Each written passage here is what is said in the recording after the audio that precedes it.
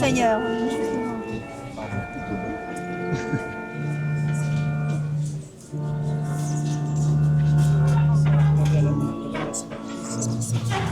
Allez-y, allez-y.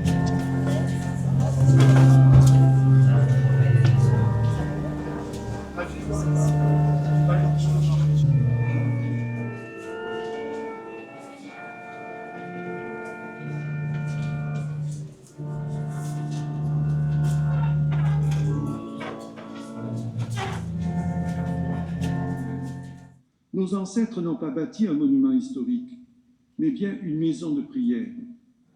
L'église de Tourette, élevée devant une des portes du village, montre que là est une communauté qui célèbre la foi.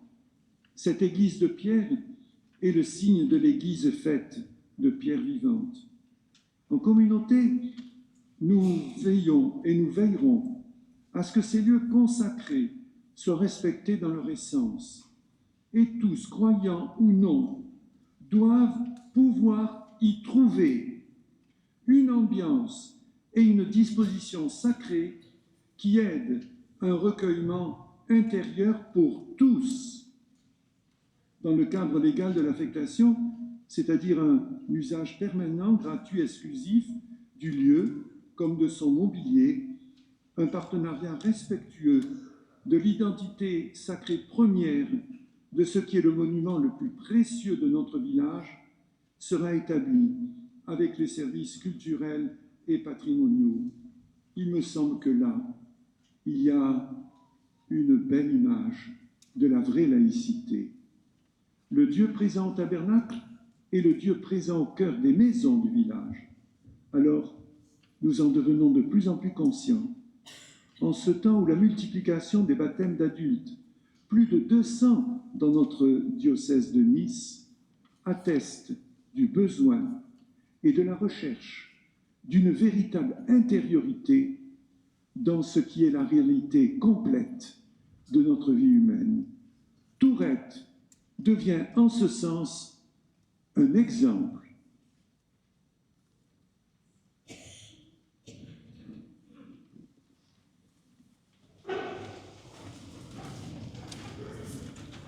Au nom du Père et du Fils et du Saint-Esprit, la paix soit avec vous. Et avec votre esprit. Je suis très heureux d'être avec vous ce matin. Je vous salue chacun et chacune personnellement. Je salue bien sûr Monsieur le maire. Je le remercie de son accueil. Je remercie aussi des magnifiques travaux qui nous ont été dévoilés et qui nous ont été explicités. Je salue tous les élus, je salue fraternellement la communauté chrétienne de ce village. Soyez tous les bienvenus dans cette superbe église magnifiquement restaurée. Frères et sœurs, nous voici rassemblés dans la joie pour offrir à Dieu cette église nouvellement restaurée. Supplions-le de nous assister de sa grâce et de bénir cette eau. Elle sera répandue sur les murs de cette église et elle sera répandue sur chacun et chacune d'entre nous en mémoire de notre baptême. Au début de cette célébration, prenons conscience que rassemblés dans l'unité par la foi et la charité, c'est nous qui formons l'Église vivante, établie dans le monde comme signe et témoin de l'amour dont Dieu aime tous les hommes.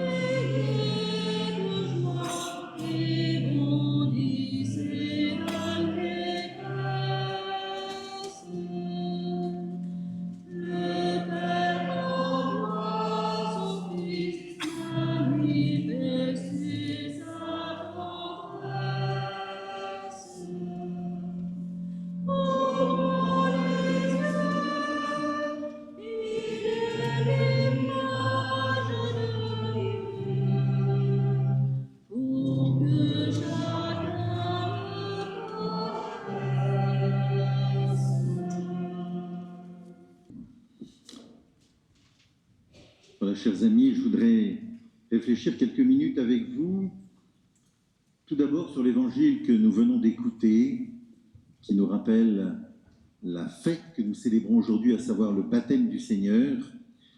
Et puis dans un deuxième temps, je voudrais réfléchir avec vous sur la célébration que nous vivons depuis tout à l'heure, à savoir la réouverture de cette église, mais sa bénédiction, et le Seigneur qui vient de nouveau pour y être célébré, adoré. Tout d'abord, le baptême du Seigneur.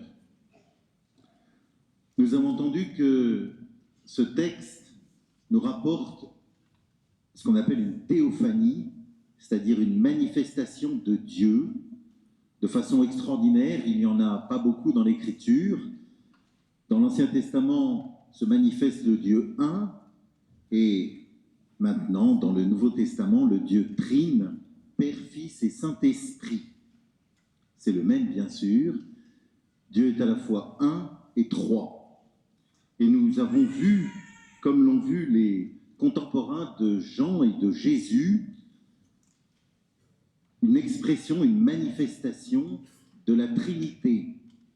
Le Fils incarné en Jésus, c'est-à-dire Dieu qui a pris un corps, Jésus pleinement Dieu, pleinement homme, l'Esprit qui descend sous la forme d'une colombe, et puis les cieux qui s'en trouvent, et la voix du Père qui intervient, qui d'une certaine façon manifeste la divinité de son Fils, la divinité de Jésus. Celui-ci est mon Fils bien-aimé, en qui je trouve ma joie. Alors pour faire un raccourci, le baptême que nous avons tous vécu il y a peut-être bien longtemps, c'est la même voix du même Père qui s'adresse à chacun et à chacune d'entre nous et qui nous dit « Tu es mon enfant bien-aimé en qui je trouve ma joie ». Le baptême du Seigneur, après cette théophanie, on voit Jean le Baptiste, qui baptisait dans les eaux du Jourdain pour préparer la venue du Sauveur.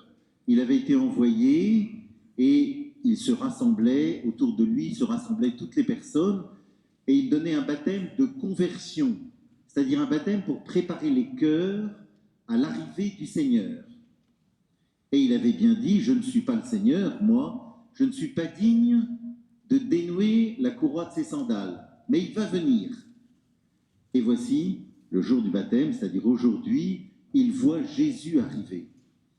Et alors, vous voyez, se déroule un acte d'humilité extraordinaire.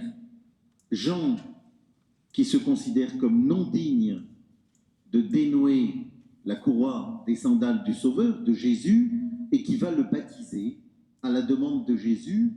Et Jésus, qui est Dieu, qui n'a bien sûr pas besoin du baptême, pas besoin ni d'un baptême de conversion, ni d'un baptême qui le rend fils de Dieu, puisqu'il est Dieu.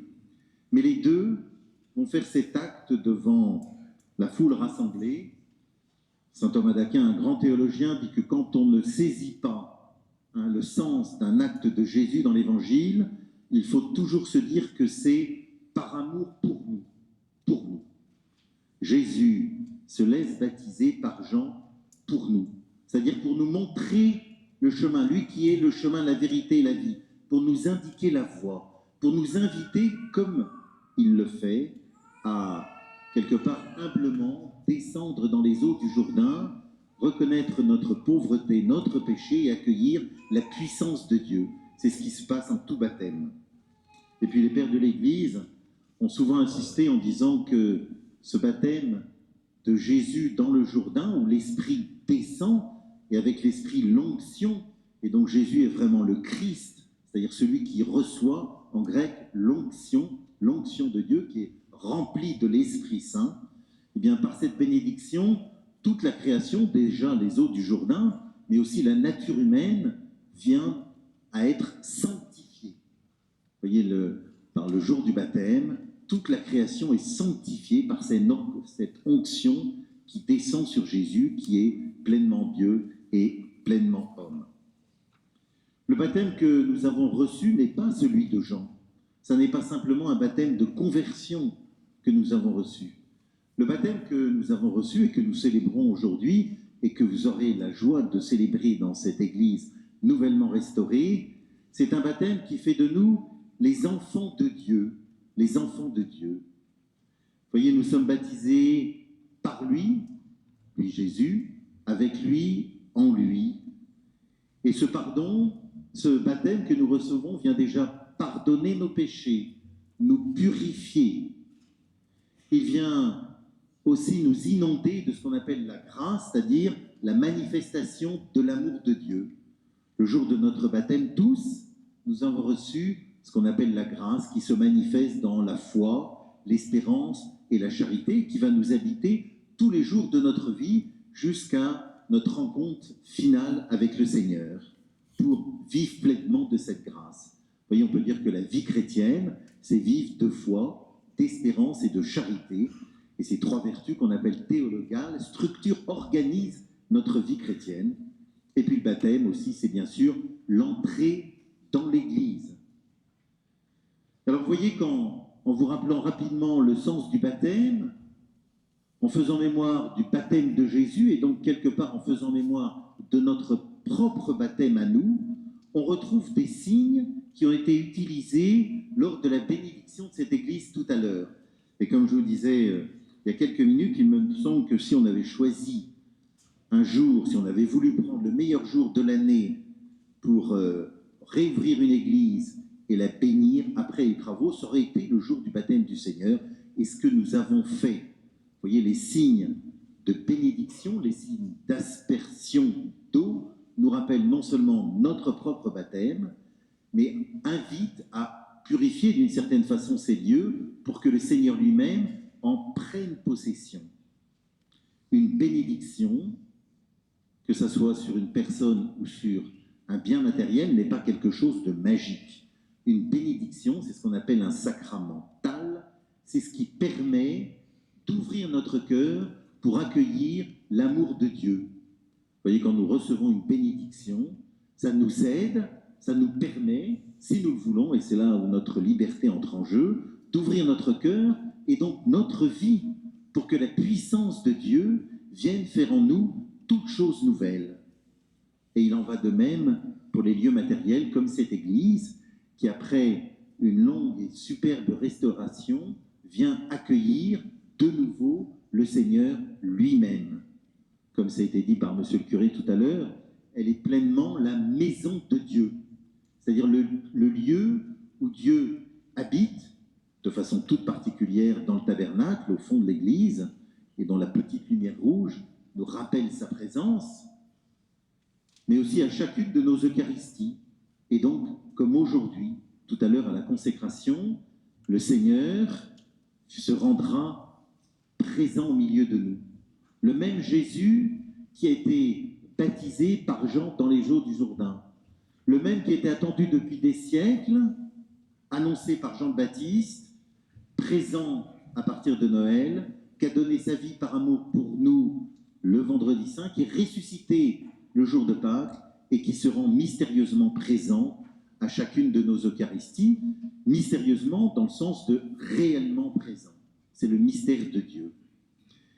Et voyez, toute bénédiction prépare à une rencontre avec Dieu, une rencontre avec Dieu.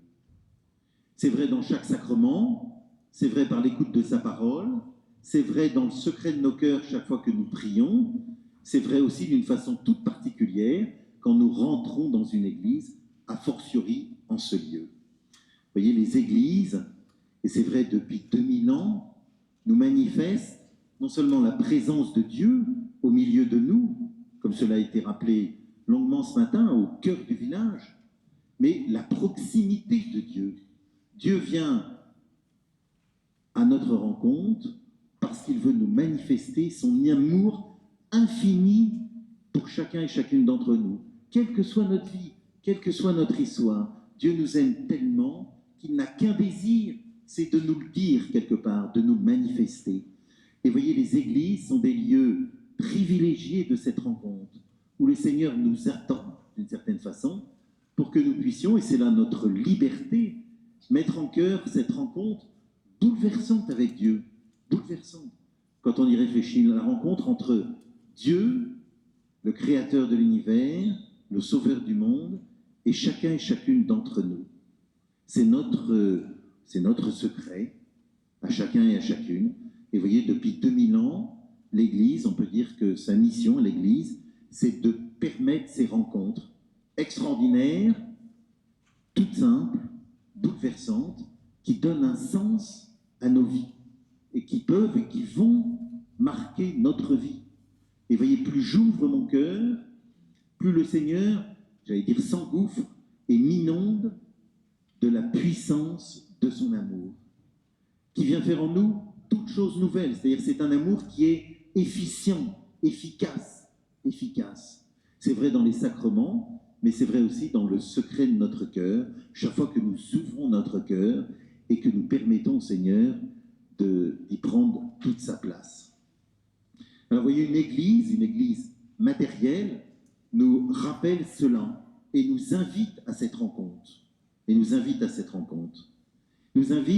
à prendre conscience de cette présence extraordinaire, et comme cela a été dit aussi plusieurs fois tout à l'heure, à prendre le temps, même quelques minutes, pour entrer, bénéficier de cette présence extraordinaire. Et à travers cette présence qui nous pousse à la rencontre, de bénéficier de la puissance même de Dieu.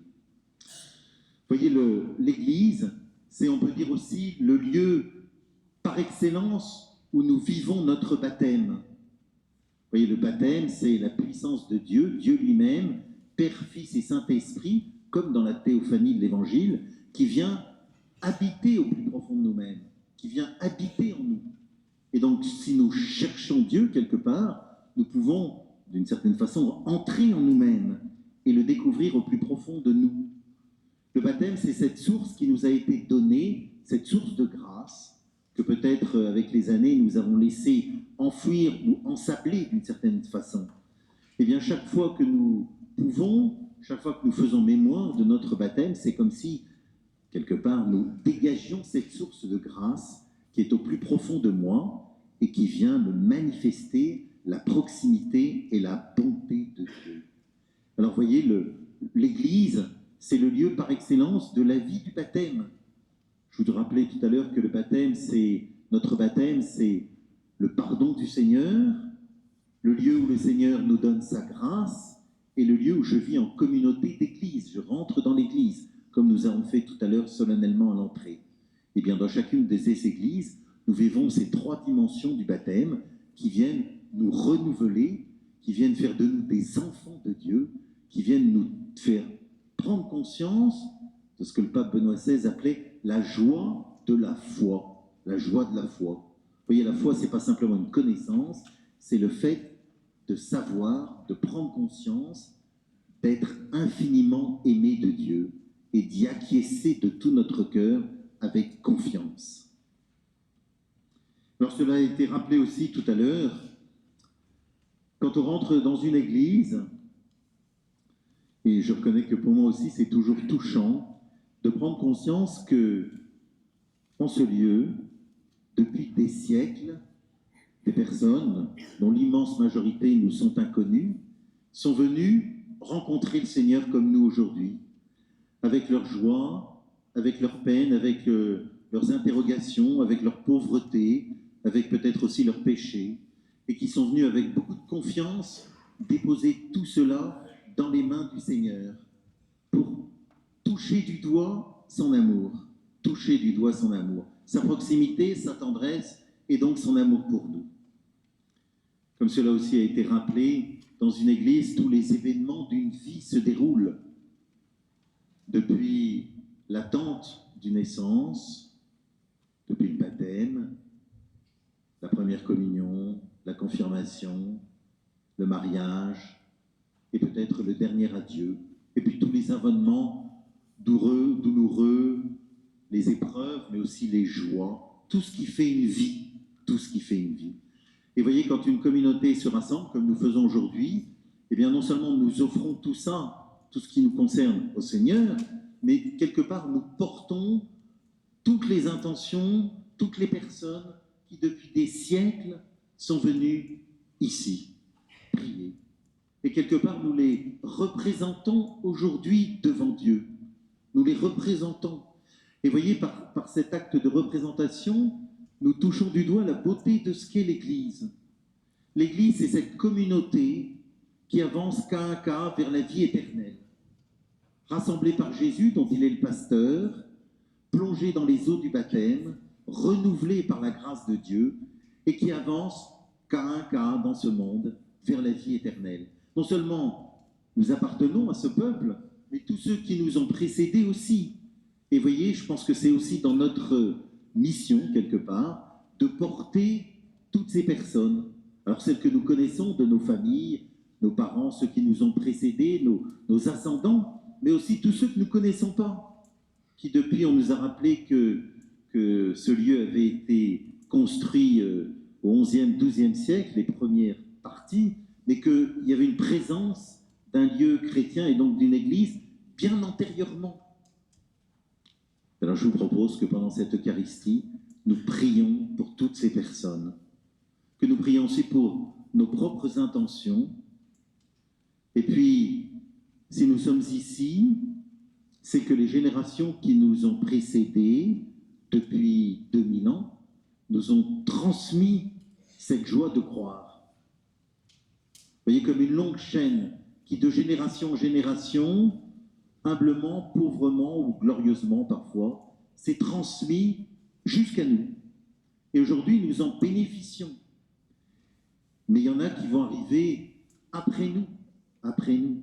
Et donc, vous voyez, dans cette longue chaîne, nous sommes un maillon qui habitons ce lieu, qui habitons ces murs, qui habitons de notre prière la communauté que nous constituons.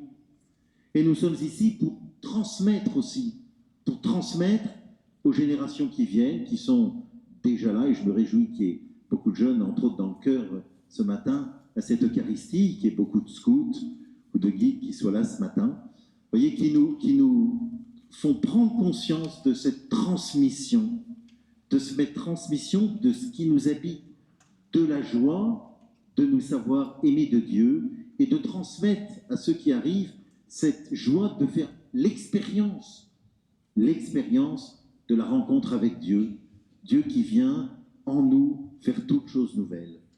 Alors voyez une église comme un lieu de rencontre, comme un lieu d'expérience de la présence de Dieu pour nous, pour ceux qui nous ont précédés et pour ceux qui vont nous suivre.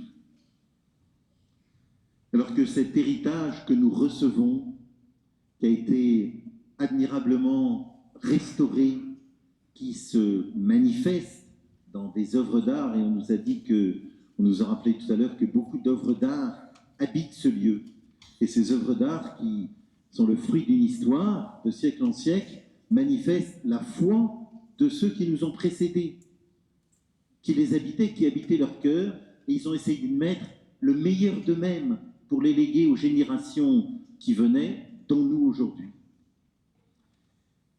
Alors nous porterons aussi dans cette Eucharistie toutes les intentions de ceux qui ont construit cette Église, inconnue aujourd'hui, mais de tous ceux bien connus qui l'ont restaurée magnifiquement depuis 1 an et demi, comme cela nous a été rappelé, tous ceux qui ont permis par leurs compétences, par le travail de leurs mains, par la disponibilité de leur cœur, mais aussi par les moyens administratifs ou financiers, les moyens d'accompagnement qui ont permis qu'aujourd'hui, en ce baptême du Seigneur, nous ayons la joie de pouvoir bénir cette Église et y célébrer le culte et nous y rassembler. Voilà.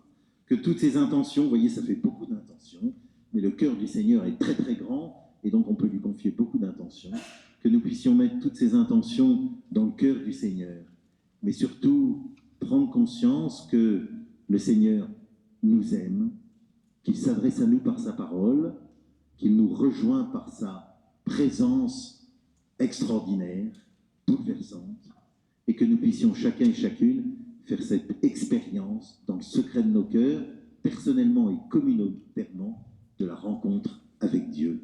Amen.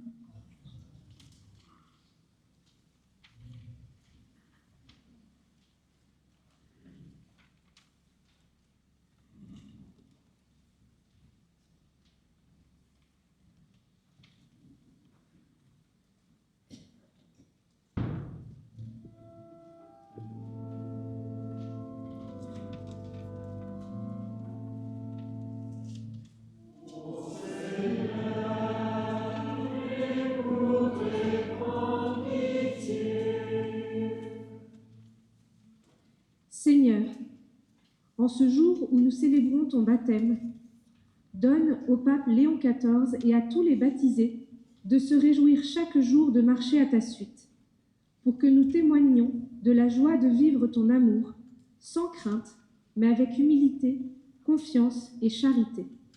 Nous te prions, Seigneur.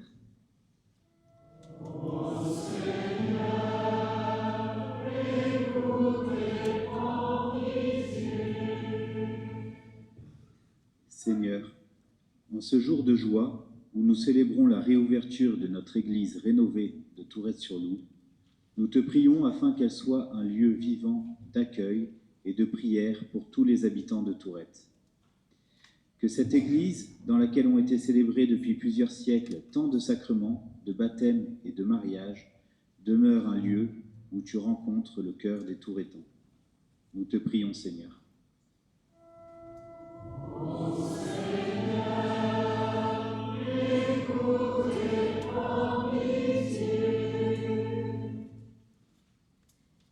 Seigneur, nous te prions pour toutes les personnes qui, à l'image du Christ, œuvrent pour faire le bien autour d'eux. Donne aux responsables politiques le désir d'œuvrer en vérité pour toujours plus de justice et de paix, et soutiens les efforts de tous ceux qui se mettent au service de leurs frères et sœurs. Nous te prions, Seigneur.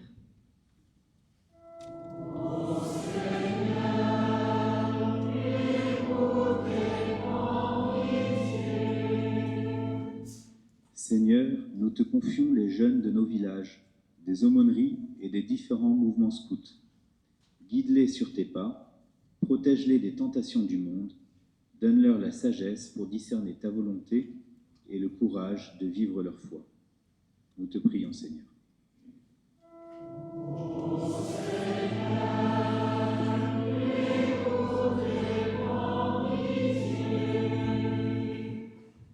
Écoute, Seigneur, notre prière, et dans ta bonté daigne l'exaucer, toi qui règnes pour les siècles des siècles.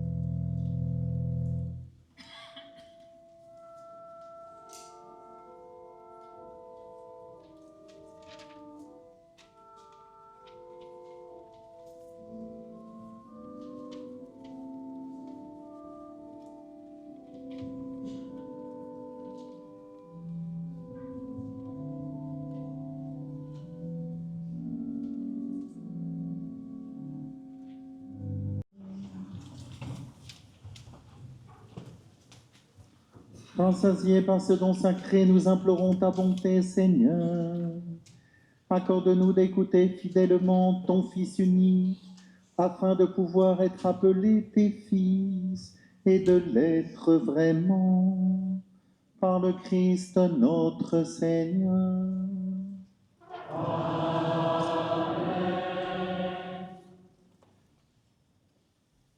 L'Église est un lieu de mémoire, mémoire de ce jour de joie et ce jour de fête, que la réouverture de notre Église entièrement restaurée, en mémoire de ce jour de lumière, nous sera remis un marque-page.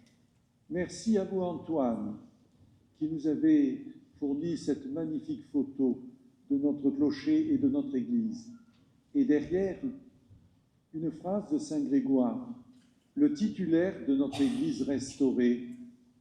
Tout commandement se rapporte à l'amour, et tous les préceptes n'en font qu'un, n'ayant tous pour fondement que la seule charité. Que le Seigneur bénisse notre paroisse Saint-Véran, Saint-Lambert, et singulièrement notre village de Tourette et notre communauté Saint-Grégoire.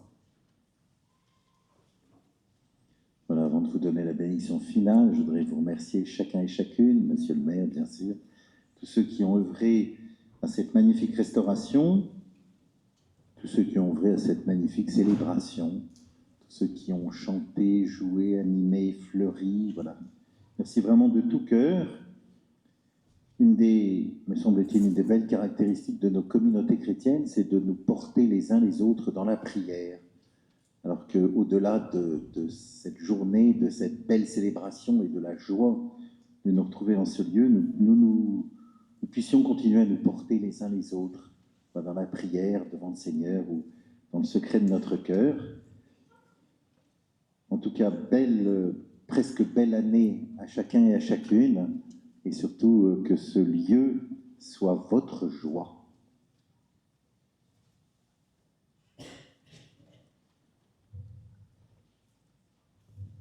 En ce jour de fête, je vous propose une bénédiction solennelle.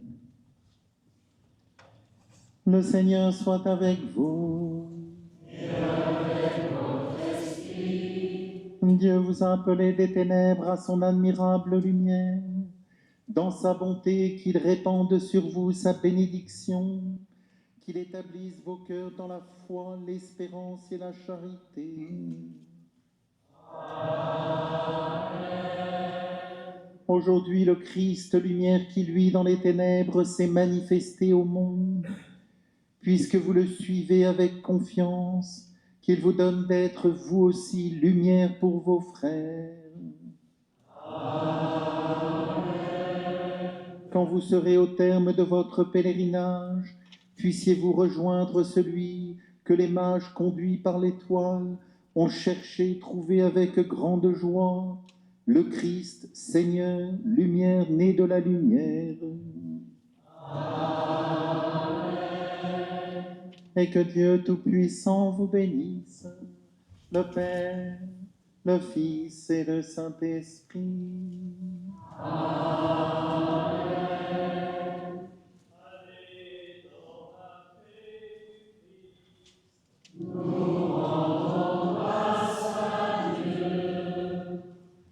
Dit la lingua di Reire, dans la langue de nos ancêtres, la langue provençale. La province te supplique à Notre-Dame.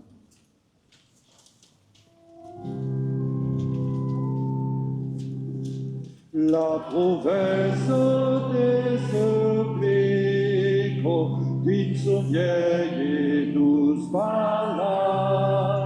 La province est catholique, nostro Dame escutola. Tutti insieme.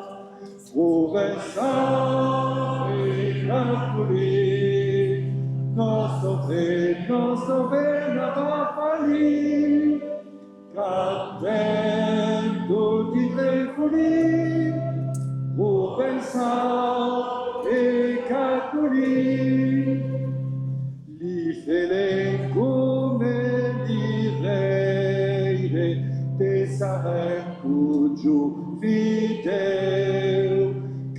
vento so che si crede e più vengo e sedeu ove sangue calcoli non so bene ma battagli cantando di te fuori ove sangue calcoli.